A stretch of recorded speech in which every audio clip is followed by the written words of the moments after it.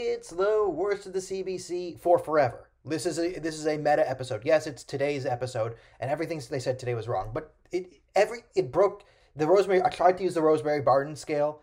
It broke, so it's broken again. So I don't know what it was. Maybe a billion, maybe not. Everything they did was wrong, and we have to go through literally every part of it. So I turned it on, not at the hour mark, but the first thing I see is COVID cases are on the rise in the UK. And this is because of waning vaccine efficacy, and therefore it shows that we do need our third shot. Okay.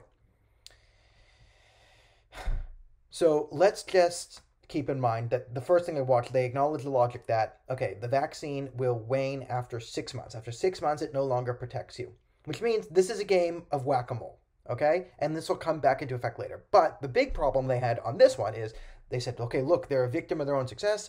It's because people have end social distancing. If you look at other European countries like Italy and Spain and whatever, they're saying screw civil liberties. They're doing the hardest, strictest lockdowns, and their numbers are coming down.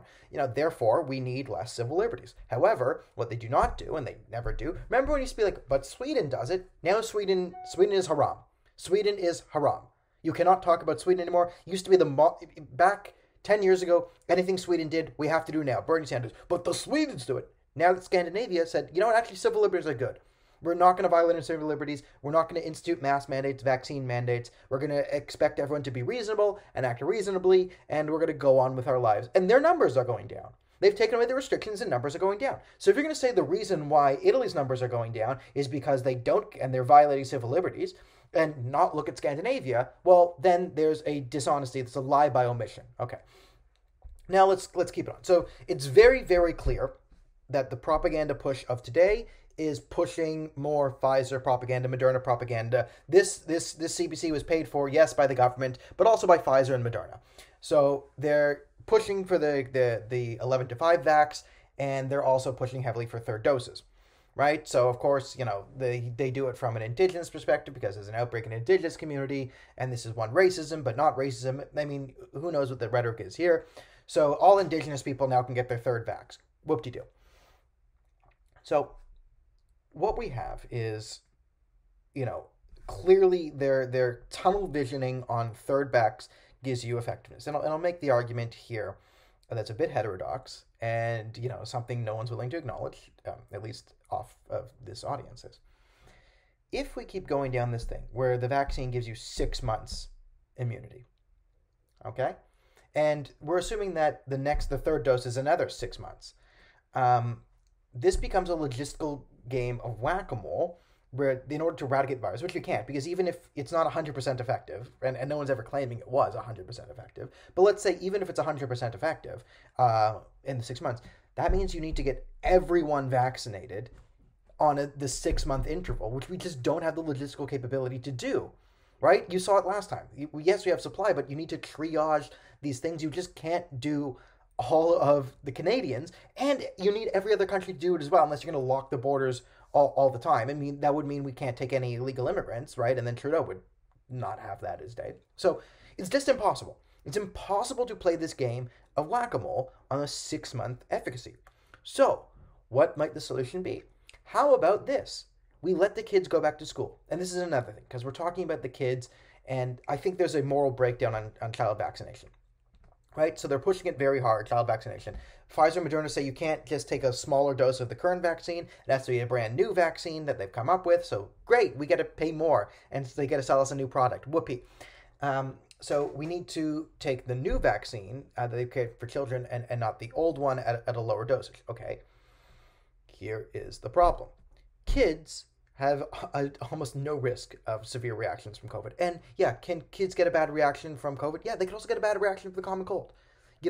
Bad things can happen to anyone at any time. There's millions and millions and there's billions of people on the planet. We can't save them all.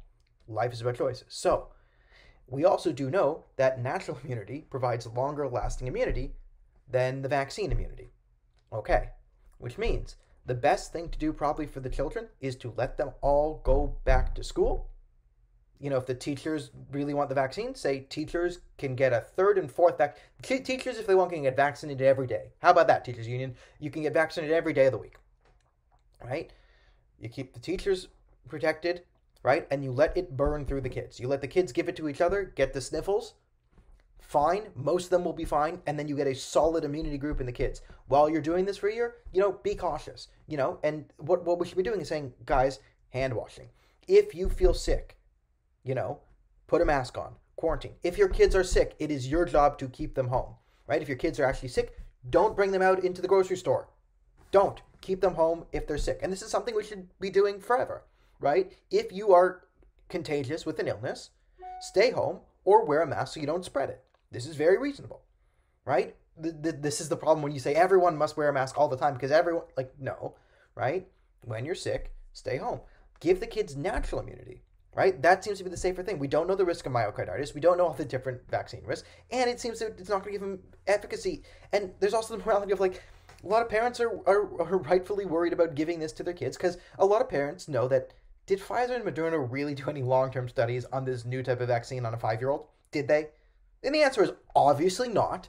Obviously not. You'd have to be stupid, incredibly stupid, to believe that there's a significant... Well, there is no long-term test because this vaccine is new. You would have to be incredibly brain dead or propagandized to believe that there was any legitimate, statistically significant long-term study on the effects of this new Pfizer Moderna vaccine on children ages 5 to 11. There isn't, and we know that.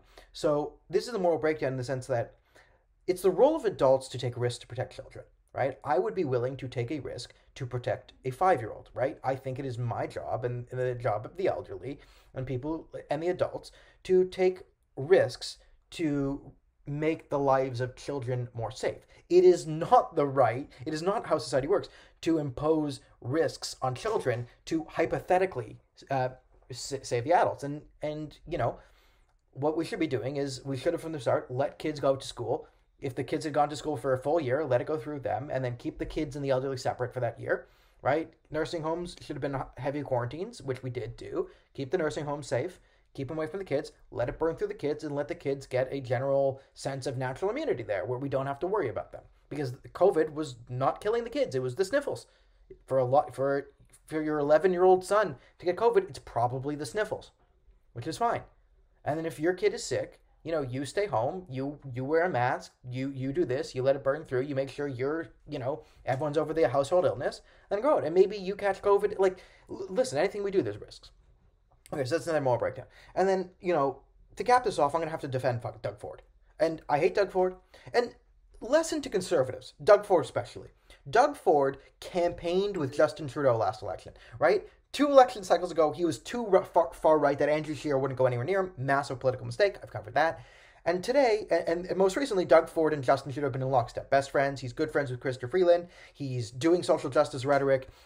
We in Ontario, we do preach in our schools that math is racist. Thank you, Doug Ford. So Doug Ford completely lied and betrayed everything he ran on. He did not fight the carbon tax. He did not fight radical leftism. He did not reduce spending. He increased spending. He then allied himself with Justin Trudeau. And yesterday he said something very reasonable. Very, very, very reasonable. And the left is lighting themselves on fire to call him racist because you cannot appease radicals. You cannot appease them. He said, rightfully so, immigrants in Ontario are hardworking. We are built by immigrants. A lot of us come from hardworking immigrant families. But we do not need, if you're just looking to collect a check, go somewhere else. Don't come here. That was everyone's line on immigration prior to 2012, maybe? That was definitely Barack Obama first term. First term of Barack Obama, you ask Barack Obama about that statement in 2011, he would absolutely agree with it. And everyone absolutely agrees with that. We don't have a problem with immigrants coming to Canada. You're probably watching this. You're either an immigrant, your parents, or your grandparents are immigrants. Now, some of you can go back 4 or 5 generations. That's huge. 3 of my 4 grandparents were born in Toronto. That's very long-term by Canadian standards. I'm very, long-term Canadian, which by Italian standards is they might still see me as an immigrant. Fine. We are a nation built by immigrants, hardworking immigrants. Immigrants themselves tend to be hardworking, which is what Doug Ford said. And then he said, we don't want people coming here just to collect a check. If you're coming here to just to collect a check, go elsewhere. And is that something within the immigrant community that happens? Yes, it is. I have a lot of friends who are refugees. I have friends who are Iranian refugees, and what my friends was telling me, and you remember Sia from Civil Space, we made the video where he came to Canada because he believed in Stephen Harper's moral stances. He saw Canada used to be a country of upright moral fortitude under Stephen Harper and had a good ethic and a good culture, so he chose here and then got a job here in Canada. But he can tell you, we can go back to Sweden. Like, this is back when Sweden was a great place for the left. He would have friends tell him to come to Sweden because they would send him messages like, "Yo, buddy," when he was in Turkey, "come to Sweden. It's great here. You can, all you need to do is apply for like 2 jobs a week. Like, go into a thing like once a week to show you're looking for work, and they just give you thousands of dollars a week, and you can just hang out all day and then go out drinking at night, and it's pretty sweet. Like, yeah, because Sweden just would pay you to do nothing. And that would encourage immigrants to be lazy. Because, listen, I'm not saying immigrants are lazy. I'm saying if you pay people to do nothing, the majority of people will say, sweet deal, right? And that's just human beings. That's the majority of human beings. Now, we morally break down, and some countries offer this deal to immigrants, and then they take the deal because it's, like, what are they going to do? Like, work really hard for the same amount of money or not work for the same amount of money? Like, pretty sweet deal. Like, a lot of you might have a job and be hardworking, but if your boss offers you, like, hey, you can either have 2 weeks paid vacation right now, or you can work for the same amount of money and do overtime with no extra pay. You'd go, or maybe you could say, we work the same amount of time, but I'll give you like 10 hours extra of overtime, and you'd make like $400 more over the next 2 weeks. A lot of you might say, you know what, screw it. Paid vacation. I'll take the paid vacation. And, like, it's not because you're lazy. It's because that's your financial incentive, and you're human, right? And we don't want immigrants coming here and not working. That would drain the system immensely. And Doug Ford rightfully pointed out that immigrants are generally hardworking, and you should not incentivize them to, like, and Andrew Horvath is appalled. Stephen Del Duca is appalled. Green Party leader, who cares about him? He's appalled. The media's appalled. Well, he hasn't apologized. It's terrible. And good on Doug Ford for not apologizing to this. This is the one right thing he's done in a while. But again, what's the moral of the story here? You can campaign for Justin Trudeau. You can betray everything you stand for. As long as you have a blue C next to your name in Canada, you will always be the villain. Unless you totally capitulate 100% of the time and undermine your own party 100% of the time, you are literally Hitler. Only worse. And that's the story that that's the moral Doug Ford should have learned and pretended he knew going in. But, have fun, Doug Ford. Like, again, I'll defend you, even though I think, you should be voted out, and I don't think I'm going to support New Blue. But, yeah, there's the moral of the story, Doug. Oh, you campaigned for Justin Trudeau. You betrayed everyone, everything you ran on. You stabbed your base in the back. You took away our civil liberties. And where did it get you? Did you become the hero you thought you would? Are you getting the pat on the back? Does the CBC like you now? Will you get positive media coverage? No. You'll always be the bad guy, no matter what. So you might as well do the right thing. You might as well do the right thing and suffer the consequences rather than, completely betraying your values and then every once in a while being thrown a tidbit from the CBC. So that was today's CBC. It went on way too long.